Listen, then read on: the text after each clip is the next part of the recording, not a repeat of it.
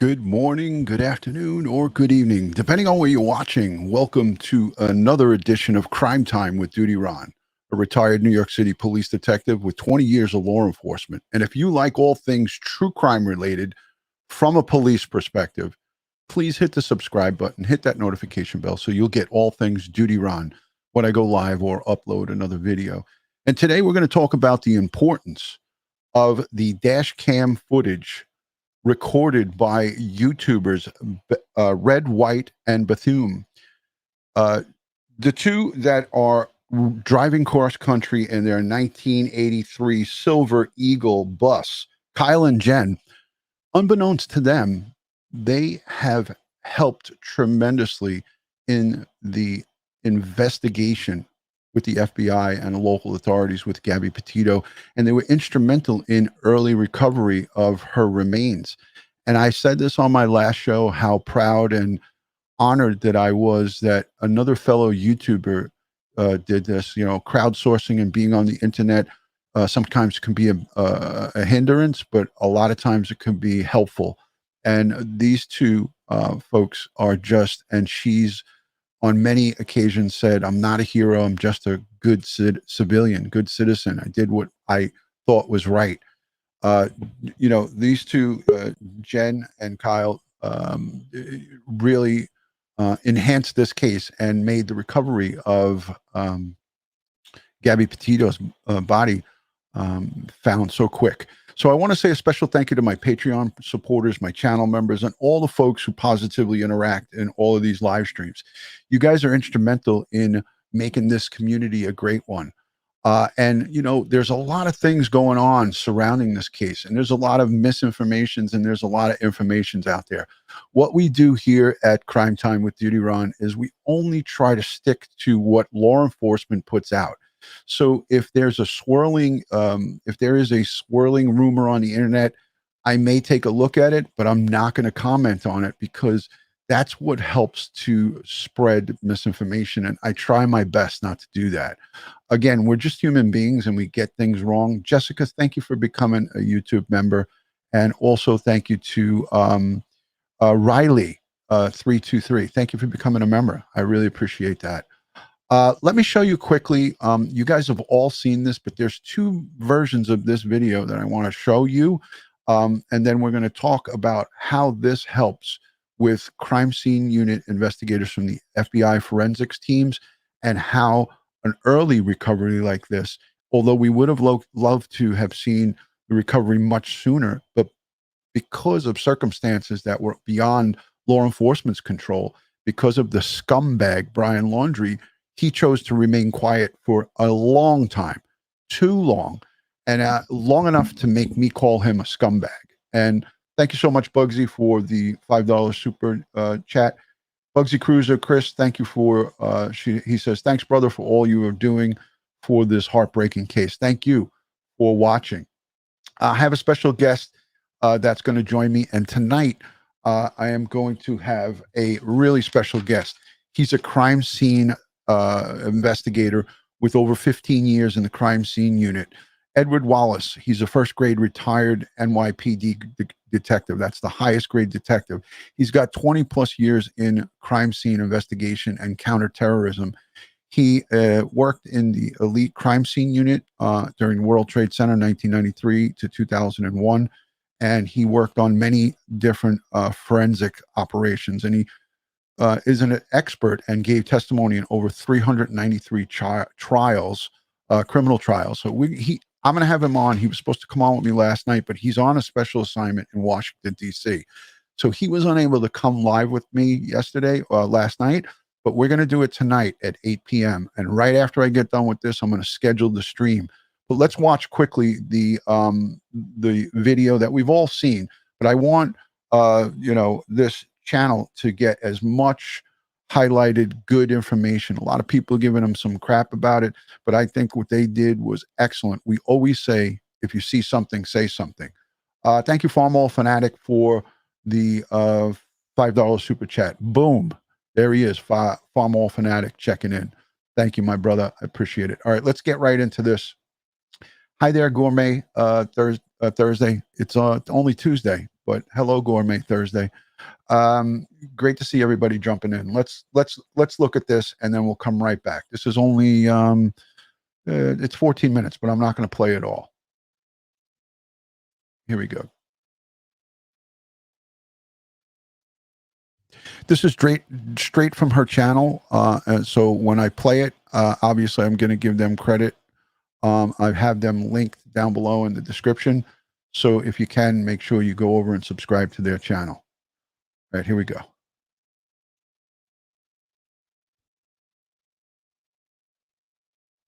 On August 27th, 2021, we got camera footage going through the Grand Tetons Park around 6 to 6:30 p.m. This is at the Spread Creek dispersed camping area. We got there and there was a huge gravel lot, and we decided we wanted to try to drive more toward the back because we had heard the views were better back there.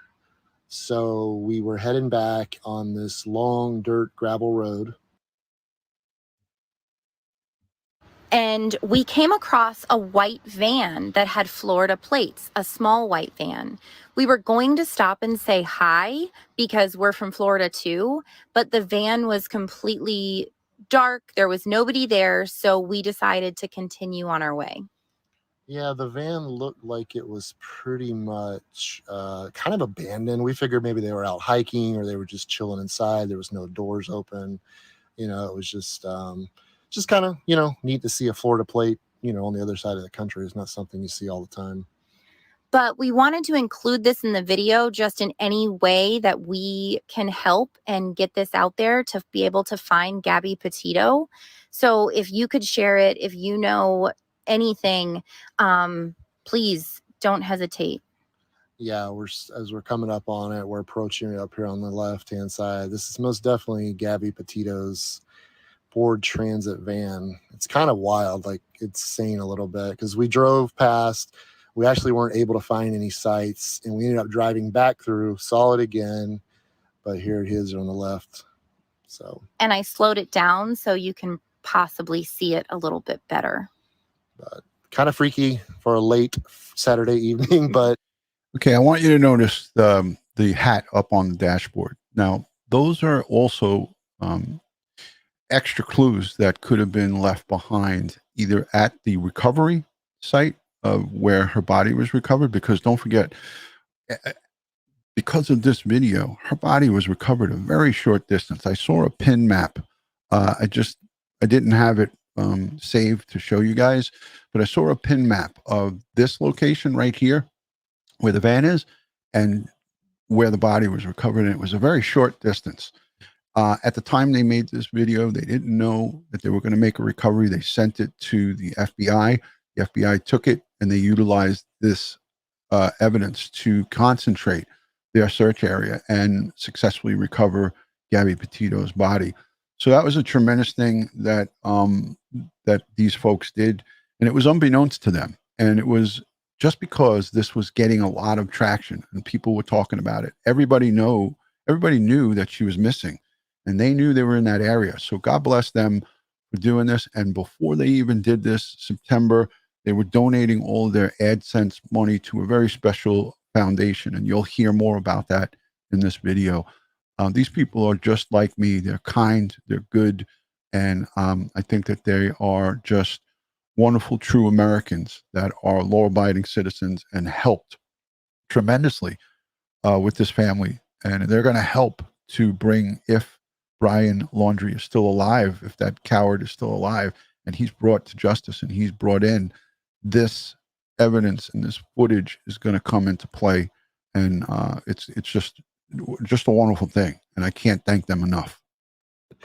We just kind of had a brain fart. Oh my God, there's that van. So if anybody can help, I know the FBI is looking for all the help they can get on the case. I would not recommend it. Just don't do it. Go on a different night. All right. I want you guys to listen up to what she says. This is Jen, Kyle's wife. Just listen to what she says here. And this just goes to show you what kind of really great people these are. And there's so many more Americans that are out there that are great, just like these folks. But listen to what she says here. I want this to be highlighted. I want you guys to hear about what they're doing with their channel. They started September 1st with this. Because this sucks. Welcome back to Red, White, and Bethune. This month, we're doing something really special. Some of you may know that back in 2011, we lost our son Ethan in a car accident. Okay, so I'm going to let the whole thing play, but they lost their son in 2011, Ethan, in a car accident. So I'm going to put it back so you guys can hear the full thing without me talking. So I apologize for that. She talks a little fast, so some people might not hear it. But I want you to know they had a tremendous loss 10 years ago. They lost their son, 7-year-old Ethan. She's going to describe what they're doing in September. So I'm going to put it back, and I'll shut my mouth. This sucks. Welcome back to Red, White, and Bethune. This month, we're doing something really special. Some of you may know that back in 2011, we lost our son Ethan in a car accident on the way to Disney for his 7th birthday. Every September since, we do what's called Pay It Forward for Ethan, where we challenge you to do a random act of kindness every day in the month of September. This year, guys, we are taking it up a notch. We have started a GoFundMe for Mental Health America. Mental Health America is an organization that goes into communities all over the United States, promoting and seeking and finding people who need help with their mental health. We're huge advocates for mental health. It's super important to us. So we're putting a challenge out there of a $1,000 goal in the month of September. All the proceeds go to Mental Health America. We are also donating all AdSense from YouTube in the month of September to this cause as well. If you don't have the money to donate, you can support us by sharing this link or sharing our channel. So the more views we get, the more money we make, the more money we can send this wonderful organization. So they did this before this Gabby Petito case and before this video. So hence they're going to have a tremendous month with their AdSense, and they are going to pay it forward to that organization, which I will link down below in the description of this video. I've already linked their channel. I implore you to go over and support these wonderful people. I implore you to go over and send words of kindness to them and mention that you are from the DutyRon family. Say hello to Kyle and Jen. They have their son, Ben, Molly. Ben is 9, Molly's 7, Eli is 5. And I think they have 4 dogs. They traveling with their animals in the 1983 Silver Eagle bus, and it looks awesome. So these are great people, and this is what they did, and this is what they do for their son in the month of September. And I don't know if this is an annual thing that they do, but this was just amazing. This is just another aspect of these folks that drew me to them and said, wow, these are freaking really good all-American people. Hope that you will be just like Ethan and pay it forward to as many people as you can in the month of September. So let's get to work, guys. Last episode on Red, White, and Bethune, we went into yellow. Okay, so I'm going to take that off. I just had to do it because these people are so amazing, and they lost their son in a car accident 10 years ago, and just what energetic folks. But what they did and what they recorded, unbeknownst to them, is unbelievably instrumental in this investigation. Collecting evidence in a timely fashion is the difference between getting a conviction and maybe perhaps not having enough evidence to get a conviction. And my next guest, who is a retired 27-year homicide detective sergeant, he worked in the New York City Police Department. I'm happy to call him a great friend of mine. Sergeant Bill Cannon, retired. Welcome in from Police Off the Cuff. Real crime. Hey, DutyRon. Great to be here. It feels like my life revolves around doing these podcasts. I'll checking my email and say, hey, Bill, you want to join me? Sure. I have no life. I'm just a podcaster. I sent it because I didn't know if you were doing your spin class or if you were out with your wife for lunch. Well, I was at the gym, but I just got home. So, I got to stay in shape, Yeah. Hey, you got to get those guns going. That's right. Bill, the reason I wanted to do this is tonight I'm going to have Ed Wallace, who is a great investigator. I mean, he's got a resume a mile long. I condensed it to 1 page. You turn me on to him. He's got crime scene investigating and training. He's co-author of 4 books. He's the director of the forensics training at the New York City Chief Medical Examiner's Office. He worked with Barbara Butcher. That was from 2008 to 2014. The guy's got credentials that goes a mile long. I'm going to have him on tonight to talk about evidence and talk about what the forensics will come from an autopsy of Gabby Petito. And I had to correlate these folks and intertwine them, because if it hadn't been for them sharing this video, Bill, as you and I spoke about, we could still be in and around Grand Teton National Park searching for Gabby. You want to just expand a little bit on that? You know, DutyRon, that old cliche expression that came out of 9/11, if you see something, say something, is so important and is so apropos in so many situations in crime fighting, because we're only as good as the eyes and ears that are out there from the public and also the media. And law enforcement need to use the media and play them like a violin rather than have them play us, because the media also is so powerful. And you said it, the red, white, and Bethune, my God, that was so invaluable. Yeah. Because they were able to just narrow down the area to search. And sure enough, they found Gabby. They recovered Gabby. And without those people, you know, they could still be searching right now. You just think of the acreage and the miles that they had to search, the possibilities, the 37 or 40 hours drive back to Florida. I mean, that was all in play also as a search. But they doing what they did, they so narrowed down the search that we had success. And I just want to comment on one other thing, is that I was a little surprised, and this is no way a criticism of the FBI, but I was surprised that they released the information that it was positively Gabby on that 6 o'clock press conference, because she was probably out there for 23 days. And I know most people that are listening have never seen a body out in the open that's been there for 23 days under the conditions, the heat, the humidity, the animals. I don't want to draw, but you know, the rigor mortis, the alga mortis, all those things that decompose a body. Now, how they made a positive identification, I don't know. Possibly, I spoke to Barbara Butcher. There's a possibility that the tattoos could have still been showing, had the skin still been there. Maybe she had a piece of jewelry on that was unique to her. But they seem to have made a positive identification that night. And really the 100% way to make a positive ID, of course, is DNA. Yeah, and that's something that you and I, because unbeknownst to everybody here listening, Bill Cannon and I speak almost every day. I think when a day goes by and we don't talk, we miss each other. I think there's something wrong. I think you're mad at me or something. It's like any good relationship. If there's no communication, you think something's wrong. That's but right. Bill and I have been throwing, and this is what any good investigators do.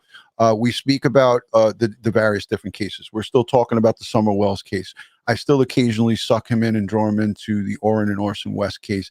All of these missing person cases, which ultimately turn into homicide cases.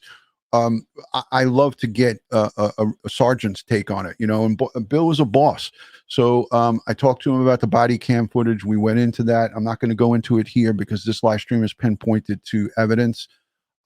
Bill brings up a great point. Him and I both were thinking the same way. Yesterday morning, I called him, as I usually do, on my way into the office. And I said, Bill, did you talk to Barbara Butcher? That's the chief the chief of staff over at the New York City Medical Examiner's Office. All of you who are OGs of DutyRon and Police Off the Cuff, the old timers who know and have been watching us for a long time, we know that we use and talk with Barbara Butcher, who is, the name is very catchy.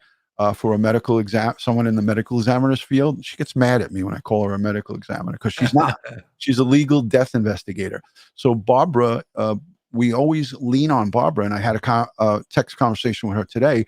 I asked Bill yesterday, did you talk to Barbara? And he said, yeah, you damn sure bet I did, DutyRon. So, you know, him and I were talking the day before, and we were talking about what would the condition of Gabby's body be like. And it's not that we wanted to be gory, and it's not that we wanted to go into the, you know, nasty details of it, but it's an important thing for investigators to be able to make positive ID.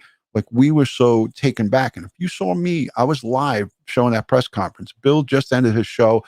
It's a common courtesy that him and I do. If I'm live, I don't go, he doesn't go live, and vice versa. But as soon as his show was over, I started mine, and that was the presser. I was taken back as a 20-year vet of the department. Bill, 27 years as a supervisor. We were all just like, what? How are they able to give condolences to the family? So we talked about it the next day. Jewelry, tattoos, perhaps, maybe that hat that was on the dashboard. Maybe this knucklehead was stupid enough to wrap that up and drag her out into the field, because the distance, Bill, between that location where our two YouTubers, Kyle and Jen, took that dash cam video, and the body recovery was really not a far distance. So I envision in my mind that he dragged her out of the vehicle and just brought her to a location wherever he could get physically, because I mean, even though she's 90 or 100 pounds, you still have to take that person and move them a long distance. And he didn't have anything but he had to drag her out there. So it's what I'm talking about is evidence from that actual parking spot is invaluable to our investigators, because tire tracks, droplets of anything, he could have spit. He could have, we talked about with Ed Wallace how your body sheds little shards of skin. That's called, transfer evidence. That's called. I wanted to do it in layman's terms, Bill. People are, what are they transferring? There's my professor coming out in me. Damn it. But yeah, so the transfer, all of that comes into play when you are moving a human body. And, we don't like to get into this, but this is part of what our job was. That is invaluable, because now they know exactly probably where her last location was, which was probably right there, and then to the actual location. And all of that, they can backtrack and see what they can come up with. And they didn't have this video, it may have never even happened. They may have never even found her.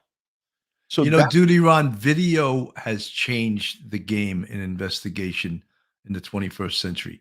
It just has totally 100% changed the game. Could you imagine having to investigate this case without the benefit of the video? Even the body-worn cameras of the Moab officers also.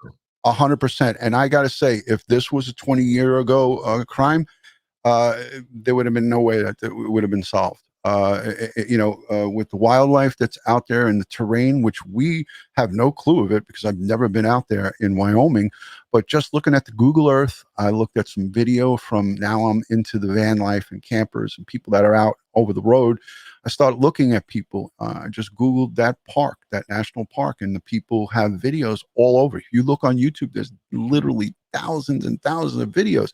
When you look at that terrain, there's peaks and valleys, and it's an endless place where you can hide somebody. And that's why I say, Red, White, and Bethune, you guys, I saw her do an interview and she's being interviewed. I sent her an email.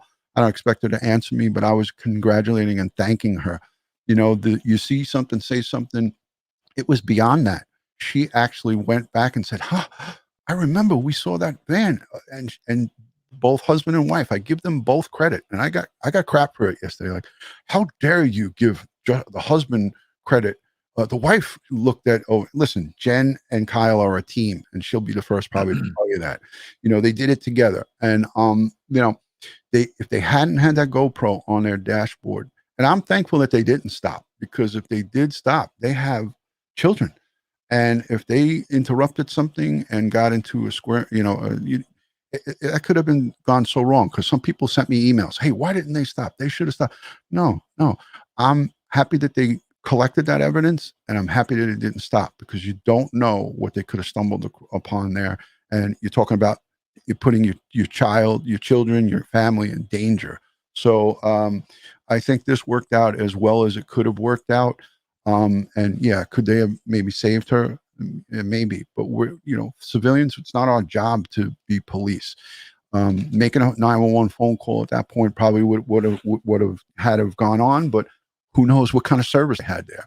But these two are just tremendous people. And I knew that you would be, you would be right on board with me on that. That's why I kind of sent you the link, because I wanted you to talk a little bit about how great this is and how we should encourage people to continue to do this. Well, you know, something you can only say, and I think I heard you say it before, they're great Americans.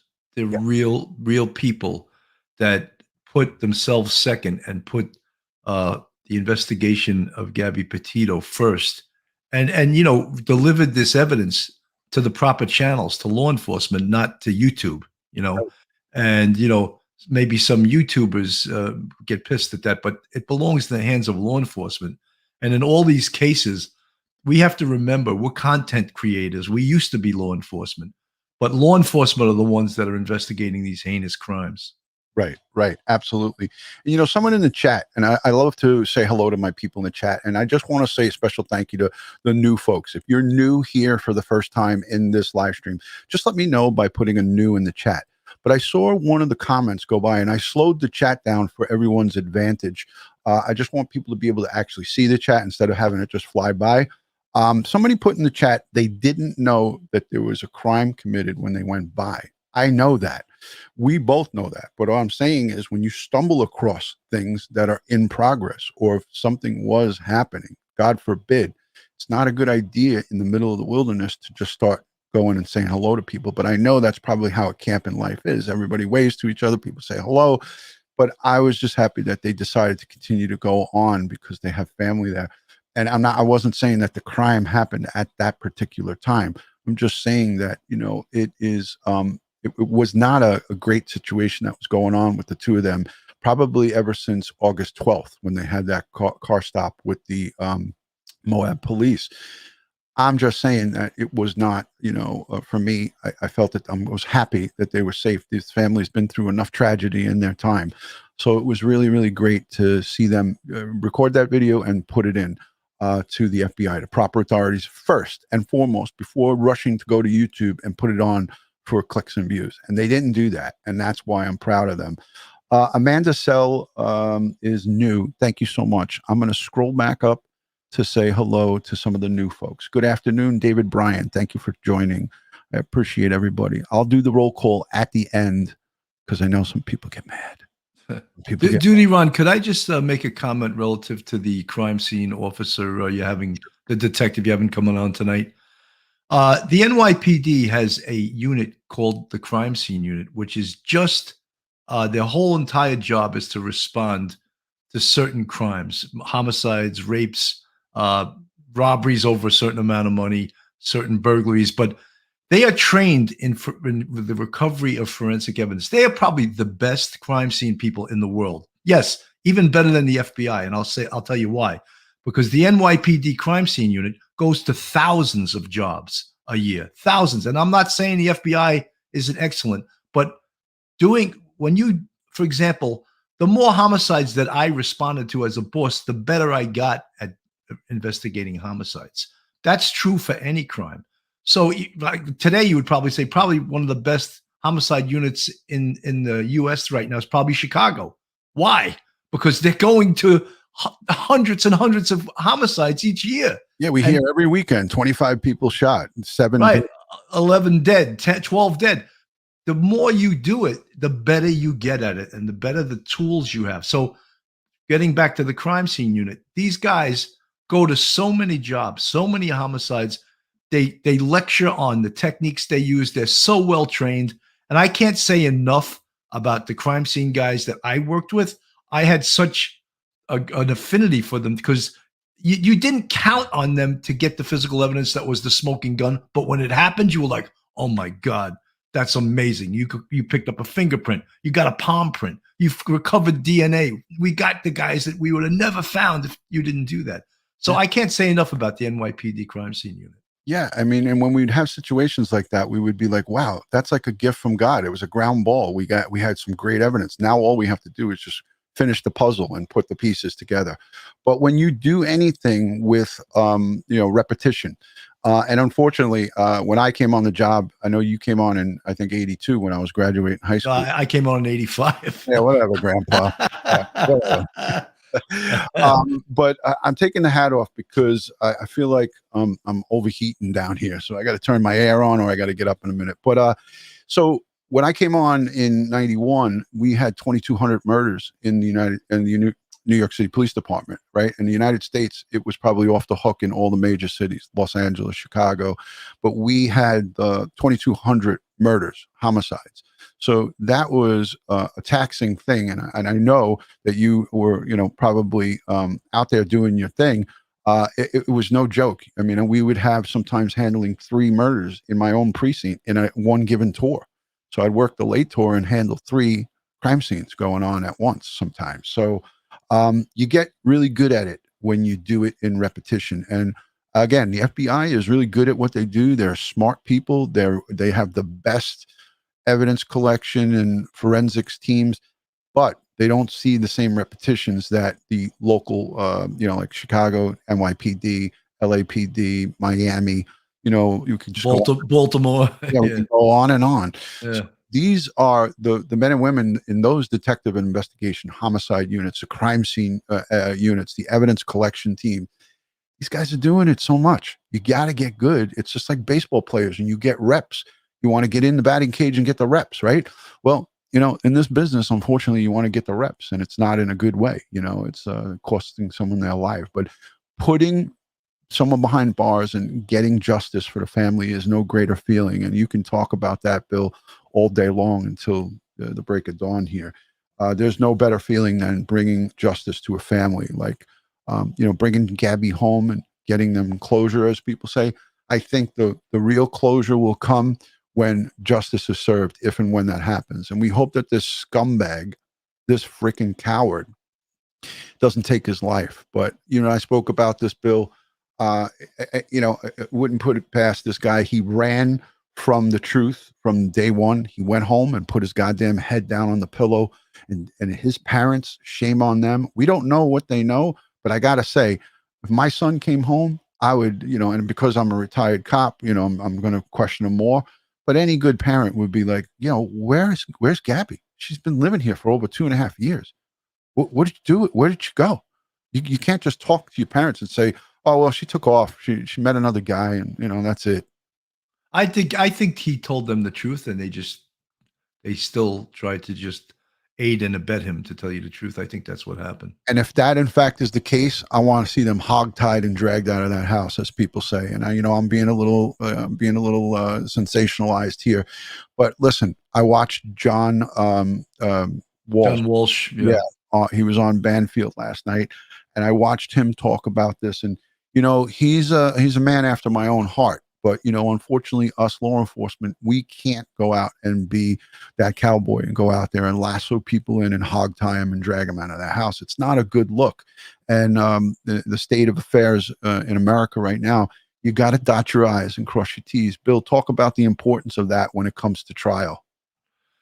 Well, invoicing evidence, collecting evidence, taking good notes, writing good reports, all of that is what's going to come into play when and if the case goes to trial. Someone in the chat just asked, do you think Brian is alive? No, I think that he probably killed himself. I'm just being as blunt as possible. Or in the words of Phil Grimaldi, my co-host, he probably offed himself, because his whole MO is he's a coward.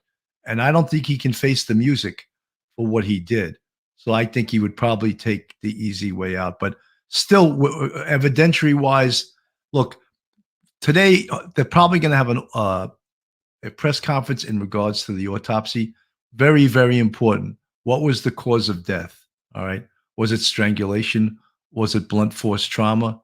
What was it? We need to know that, because that's how also I was a little surprised that they executed the search warrant on the Laundrie's family's home before they did the autopsy, because now they could have froze the house and waited. Now they don't know. When they did the warrant, they didn't know the cause of death. So what are they collecting? Unless they were, well, we know they were probably collecting documentary evidence, for example, computer evidence, laptops, tablets, all of those things, anything he may have written, notes like that. Right. But they don't know what the cause of death was. So to look for a weapon, or say it turns out to be blunt force trauma, you won't really know what to look for. I agree 100%, Bill. And thank you for eating up a little time for me. I went and turned the air conditioner on. I could see your head's not sweating anymore. Yeah, it wasn't sweating. It was just getting warm. I could feel it. I know from being bald for a long time that it starts to shine a little bit. It's not a good look. First to deploy sends in a $5 super chat, and he or she says, "Good morning to you and Bill Cannon. Thank you for everything you do. Hashtag justice for Gabby. /Chris." Guys, again, I got to tell you, it's just so important right now that evidence is collected in the right way. And as we saw those boxes and boxes, and we read the search warrant, Bill and I looked it over. It's a federal document. It's available online. I implore you to go and look at it. It looks for specifics, as we spoke about before her recovery. We spoke about this in earlier videos, both channels, Police Off the Cuff, Real Crime Stories, and Crime Time with DutyRon. We talked about the importance of electronic evidence, the footprint that this clown left prior to him lawyering up. Because don't forget, folks, once he got home under that little auspice of his home and that little safe umbrella. Yeah, the safe umbrella of mom and dad, right? I was looking for the safe house. When he got to his safe house and his mommy and daddy got him an attorney, then you know that he shut up and stopped. His phone was turned off as of the 1st. That was because his lawyer told him, and I could hear him. I could hear him in Joe Murray's voice. Make sure you don't say a goddamn word. And that, listen, this is why we love to hate defense attorneys, right? Because they're giving their clients good, solid advice legally. Now, to us, we look at it morally and ethically. Is this the right thing to do? Is it right to shield and harbor your son if you suspect, even if you have the least little bit of iota, just a small drop of suspicion that he did something that was nefarious here? It's your right. It's your duty as a parent. You created that kid. It's your right and your duty to come forward. Even if he doesn't come forward, those parents should have been at that Northport Police Department when their son was sleeping, or made a phone call like, "Hey, you need to come over here. I think something's up." And they didn't do that, man. And that's what makes them scumbags as well. And for my Christian folks and my ladies out there that don't like when I curse, you. No, I'm only kidding. I'm only kidding, but I understand it, and that's why I try to refrain. And the word scumbag is, it is not a nice term, but these are not nice people. The things that they did here, I don't have just 1 ounce of, feelings for these people. I don't feel sorry for them. I feel disgusted by what they did. I want to play a little bit of John Walsh, and I know, there's some things that he says here that you and I don't agree with, but he is also going on his feelings. He lost a son, and he's been down this road before. So I give him a little bit of a play, and this guy does and has done some amazing things with recoveries and closing out cases that are cold. So let's listen to what he has to say. I'm not going to play the whole thing because it's 17 minutes, but I want you guys to hear just a bit of John Walsh at this point.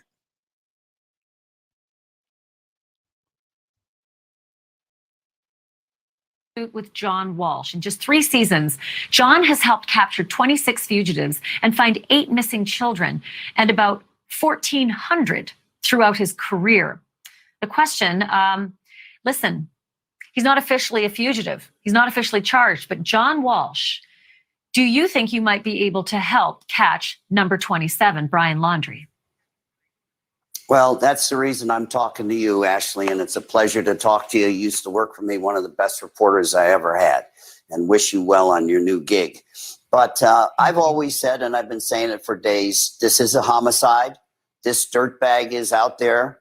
I don't know how he got out of the house with the FBI and local cops watching him day and night. And, this semantic BS about person of interest. In the old days, we used to call it the suspect. Now, there's only one suspect. There were no other persons of interest, no other suspects. How? Bill, I had to stop it there. That sounded like you. He said, yeah, well, I hate that term person of interest. It's such nonsense. It's just total nonsense. This is the guy who's been around the block and he knows the deal. He's like, I hate that goddamn term. Did he get out? How did the FBI and the local cops let the main suspect get away? All I had to do is put a deputy sheriff in the front street, a deputy sheriff in the back street. They wouldn't have had to search a swamp. And what the family is doing to Gabby's family, what Brian's family, the dirty Laundries, and believe me, they are dirty. When they haven't cooperated, this girl. I freaking love this guy. I love what he's saying. We're going to break it down. We're going to talk about what his idea was. Put a deputy at the back end of the house, put one in the front. Bill and I are going to break that down in a minute. Let's just let this play. Used to live in their house.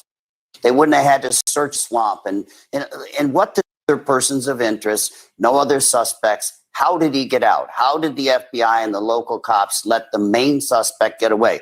All I had to do is put a deputy sheriff in the front street, a deputy sheriff in the back street. They wouldn't have had to search a swamp. And what the family is doing to Gabby's family, what Brian's family, the dirty Laundries, and believe me, they are dirty. I love it. When they haven't cooperated, this girl used to live in their house. She was engaged to their son. Their son meandered back from a 4-month trip and parked a Winnebago, her Winnebago, not his, her van, not Winnebago, her van in the driveway for 10 days. So he had 10 days to scrub that. I don't know what the hell the FBI waited so long to get in there, but he had 10 days to clean the house out. He had 10 days to scrub the van. And then finally, the parents went, how could Brian not tell us that he didn't bring her home? How did his parents, how did the dirty Laundries not have the guts to tell us? So they filed a missing persons report, and then they clam up. He lawyers up, they clam up. And think of the gall of this. Last Friday, their famous Johnny Cochran-style lawyer, Bertolino. All right, I want to stop it there for a second. I know Bertolino is supposed to make a press conference at noon.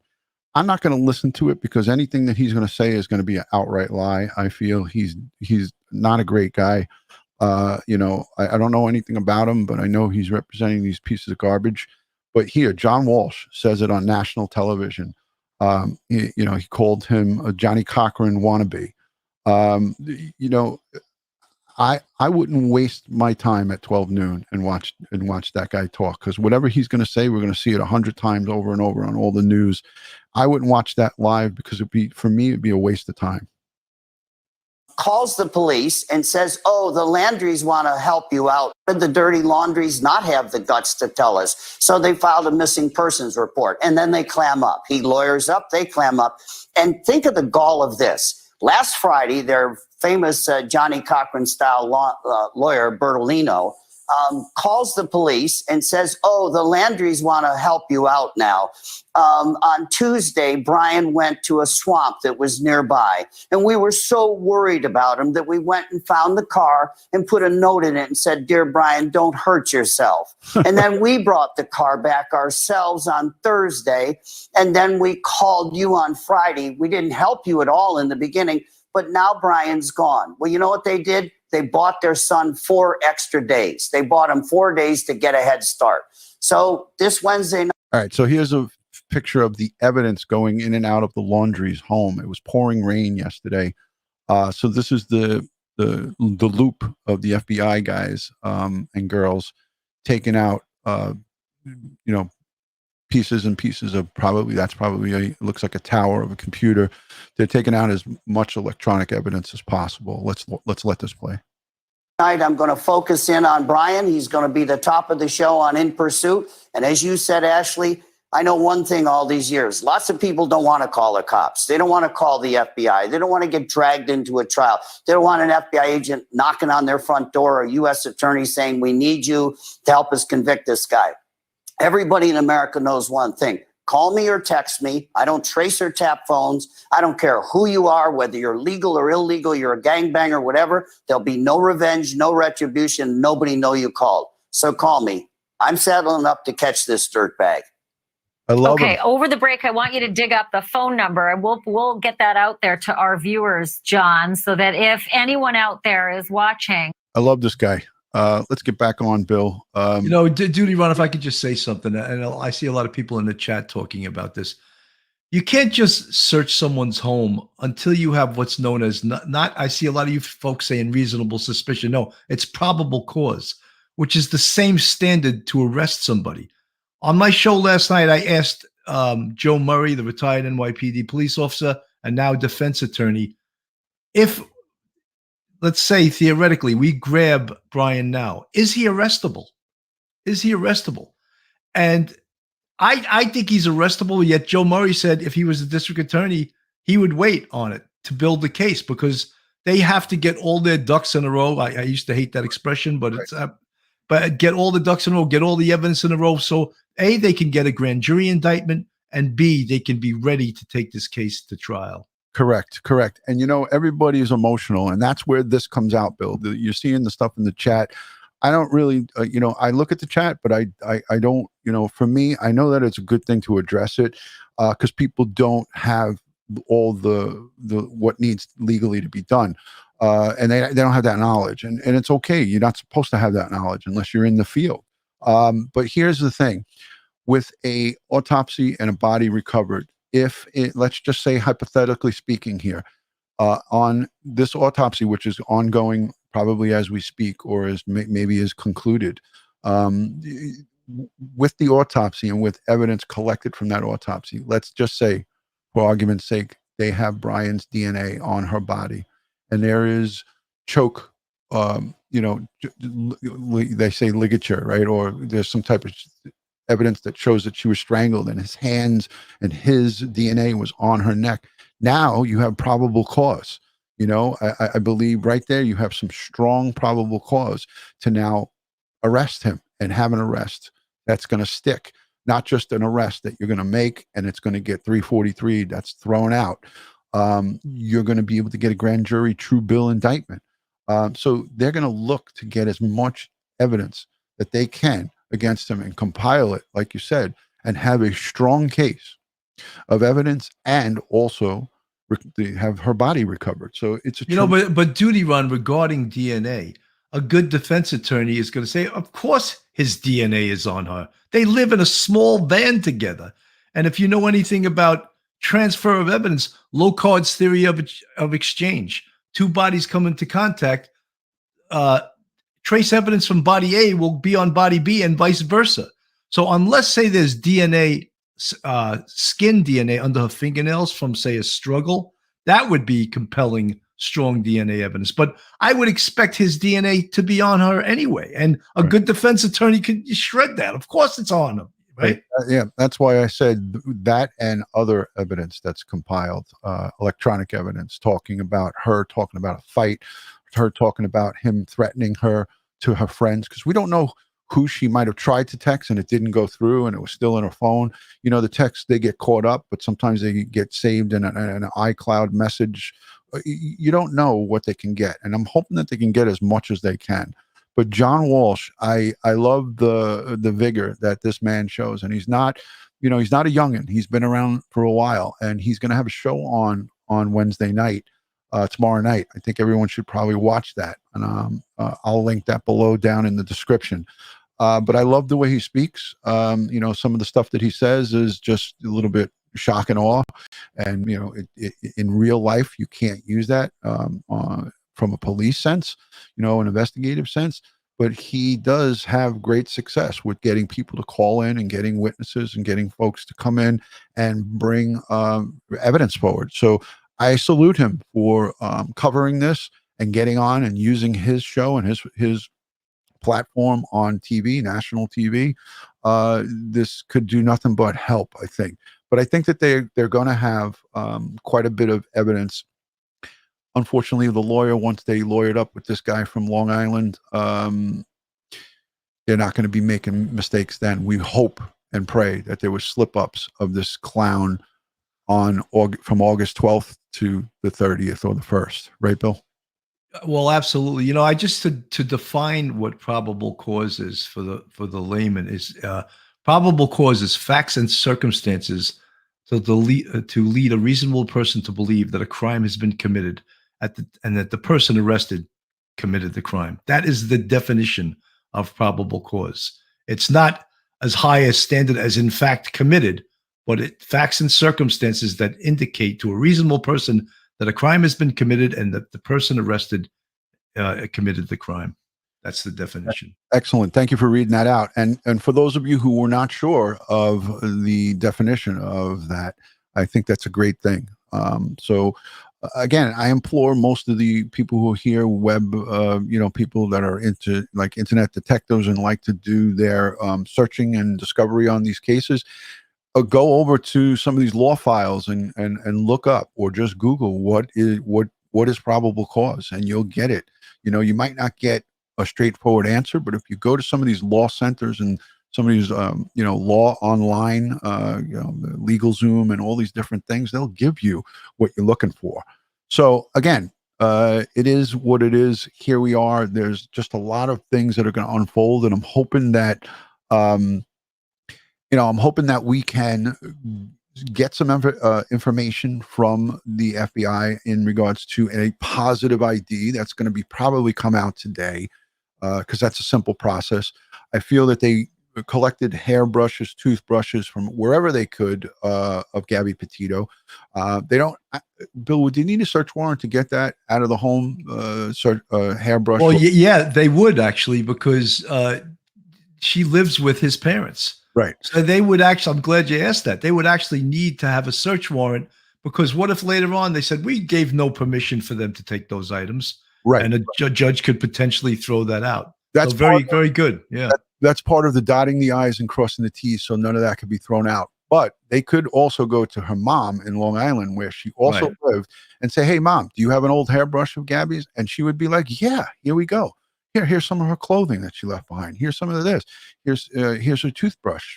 I never got rid of it, because when she comes and visits, she has her toothbrush here. I mean, I have one out at my stepmom's. So if I go there, I have a toothbrush. I don't have a hairbrush for obvious reasons, but I do have my overnight stuff at my stepmom's, and I have it up at my sister's house. I got, so for them to go and get it from a friendly, from a family member, they give that right up. No search warrant needed.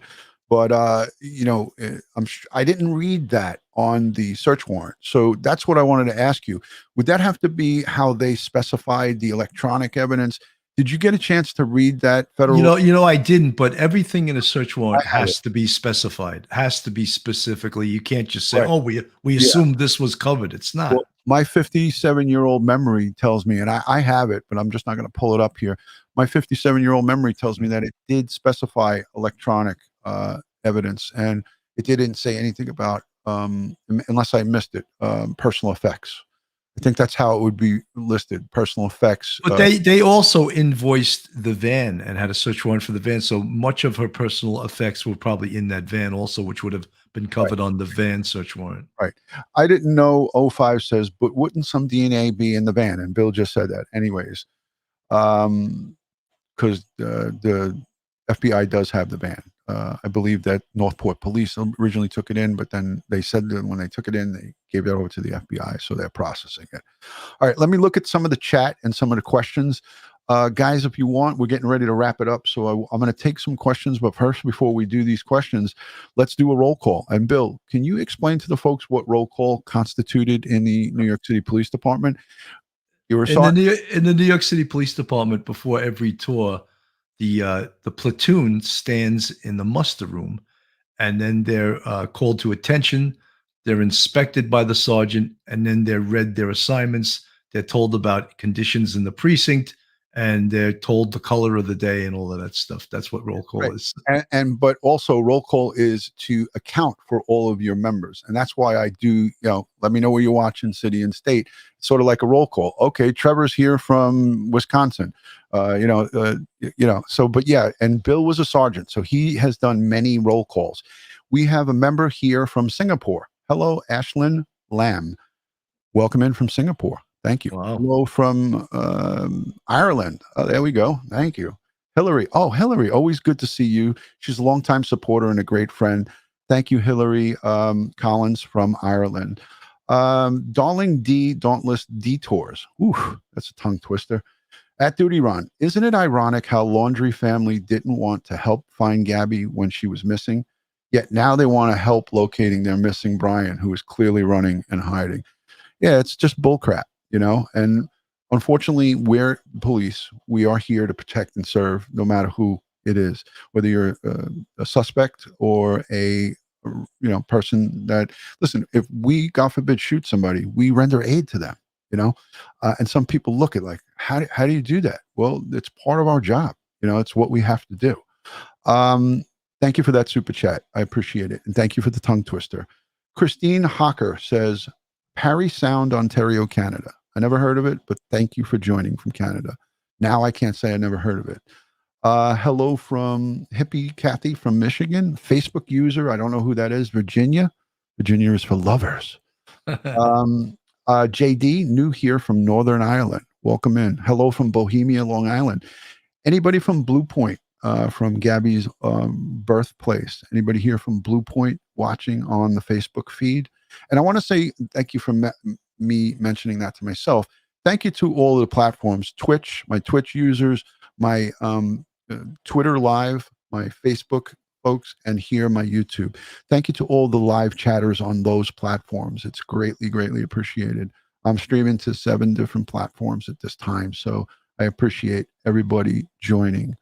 Bill, I know you're itching to say something while I grab some more names. No, I just think it's fascinating how, and you even more than me, have people from all over the world that are drawn into Crime Time with DutyRon. It's a real testimony to how good you are at providing these shows of a police perspective on real crime stories.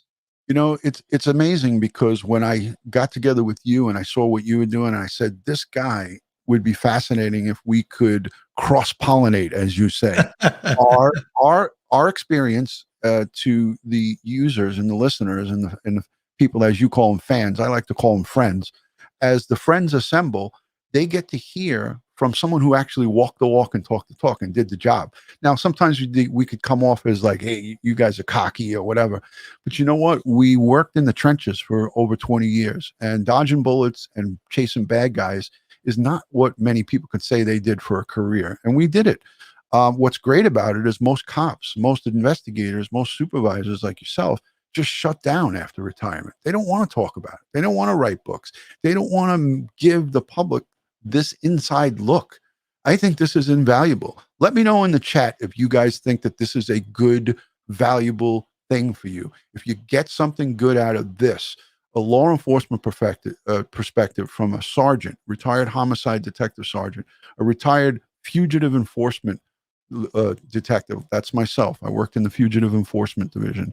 Let us know in the chat by a wave of the hand or a number 1 if you're really interested in that stuff. If it really gives you value, we want to know about it. Let me know in the comments section down below. Follow me on Instagram, Facebook, and Twitter, all one word, DutyRon, and go over to Police Off the Cuff, which I will link in the description of this video, real crime stories. And you can see retired Sergeant Bill Cannon and Phil, straight out of Brooklyn, retired second grade. His second grade is like the second highest grade. The first grade is the highest, the second, and then the third. I happen to be a third, but I'm pretty damn good. I could have. And you were third because there's no fourth. I was a third because I wasn't a brown nose, and I couldn't help use that joke. I've been saving that joke in my back pocket for a while. You son of a bitch. Yeah, it looks like, Bill, there's a lot of number 1s in the chat. I'm going to start highlighting some of them. Some of the folks really are interested in. And listen, we're not for everybody. We could maybe not be for some of the people who don't have, some people have some disdain for the police. They don't like the police. Whatever the case may be, if you're living your life right, you like the police. If you're not living your life right, you pretty much hate the police. If I'm not paying my taxes, I don't want to see the IRS here, right? That's for sure. My taxes. Death and taxes are 2 things that you can't sidestep. So if I wasn't paying my taxes, I wouldn't want the IRS coming checking me out. Adam Kingsley from Hunter, New York. Welcome in from Hunter. Thank you for coming. DutyRon, if I could just say one thing, one of the things that you do learn from a career in policing is you learn so much about the human condition, and you wouldn't care about it if you really didn't love people and care for people and understand and care what happens to people. And that's one of the things that gives you an insight into the world and into your view of the world from seeing the best and the worst in people. Yeah, I mean, I couldn't have said it any better, and it's true. I mean, we weren't called into people's homes or to locations when people were having the best time, but again, there was those moments of where we maybe came and corrected something or helped somebody get through a bad situation, and they would come back to the precinct. It didn't happen often, but where they would come back to the precinct and they would come in and actually say, "Detective, thank you for helping me. You really helped me get through a bad time." So it's kind of a thankless job, but some people do come and give us the pat on the back. But this is a way of giving back after we serve. This kind of podcasting, this kind of breakdown of missing person cases and criminal cases is a way to show the human side of policing. And we got to see a little bit of that with the body cam footage of how those officers in Moab really took it personally, where they tried to really do the best that they could to calm Gabby down. Now, we would have liked to have seen a whole different outcome at the end of the day with all of this. And I use the end of the day all the time, but we don't have crystal balls. We cannot hold something up and say this is what's going to happen in the future. So when law enforcement professionals handle a job, and that's a call to everybody, you get a 911 call and you're out in the field, you're only as good as the information you got. And I don't want to go down that rabbit hole right now, whether the 911 dispatcher gave them what that kid said, that he was slapping her. We can't turn back the hands of time. We can't go back and say, let's do a do-over. It's already done. And I will tell you this. I'll tell you this right here without getting into a whole thing of this. Thank you, darling. D's Dauntless Detours. You're doing it to me again. DutyRon at Michael Carbone commented that he is here from Blue Point, Long Island. Michael Carbone, thank you for being in here. My prayers go out to Blue Point. And if the services are out in Blue Point, I will be there. I will be paying my respects. If there are services for Gabby Petito, I will take the ride out to Blue Point. And even if I have to stand outside, because I'm imagining it will be quite a crowd there, but I'm going to come and pay my respects. Thank you, darling D's Dauntless. But what I was going to say is that, listen, if they in fact did have that information, and this is all I'm going to go in, I'm not going to expand on this because that's not what this show's about. But if they did in fact have that information, that will come out with the transparency in policing. We will find out about that. And if they did in fact have it, we don't know if that was the primary reason why they pulled her out of the vehicle immediately. Maybe they did have that and they said, hey, let's try to figure this out. And they asked her off body cam, perhaps, did he hit you? Maybe she just denied it, as the officers tried to get information out of her. Don't forget, there was 2 females there. It wasn't just all male officers. There were 2 Park Police females. I saw that in the footage. I watched it so many times. But we're not going to go over this because you did a great job of covering this the other night. So I appreciate that. Bill, any parting words tonight? You're going to have let everybody know what you're doing tonight on Real Crime Stories. Yeah, actually, I'm going to be getting away from this case tonight at 9:00. I have a retired NYPD first grade detective, Mordecai Dzhensky, who's actually an Israeli. He's in Israel now, and he's a counterterrorism expert, and he's going to talk to us about the world right now, where we stand in regards to terrorism. He's extremely knowledgeable, and he's got a book out called Terrorism Cop. Wow. And he's an interesting guy. Yeah, it sounds fascinating. So everybody tune in tonight at 8 p.m. No, it's actually 9 o'clock tonight. Thank you. 9 p.m. Eastern. I'm going to go on 8 p.m. Eastern with crime scene detective first grade from New York City. He is going to be on. Ed Wallace. He's going to be hanging out with me. We're going to be talking about evidence and recovery. Maybe we'll have more information from the FBI if they put out information about, in regards to the autopsy results today. So I will create Bill's live stream is already created. You can go over there and set the reminder bell. And then right after mine ends at 9, you guys can jump straight over onto Bill's, and maybe we could do a little raid on the police off the cuff real crime stories. I'll send you a couple of thousand over to your stream. Hey, it's always welcome. Yes. I want to say special thank you to Bill, retired Sergeant Bill Cannon from Police Off the Cuff Real Crime Stories, for taking out the day to hang out with us here on a noon, very unscheduled. Yeah, I'm usually working, so I had the day off today. It's a Jewish holiday. Today and tomorrow I get the piece of just hanging out and clearing my head. So I'll see you guys tonight, 8 p.m. on Crime Time with DutyRon. We're going to be talking Gabby Petito, the criminal forensics and what goes on in crime scene investigations. And we're going to also segue over at 9 to police off the cuff real crime stories. Bill, thank you. Guys, as I like to end all of these, God bless the world. God bless the United States of America. And God bless each and every one of us here in the chat and all victims of crime and their families across the globe, but especially Gabby Petito and her family, her mom, her dad, her stepdad, and all her aunts, uncles, and nieces and nephews. I'll see you guys on the next one, and good day from New York. Thank you, Bill. Well, thanks for inviting me. My pleasure.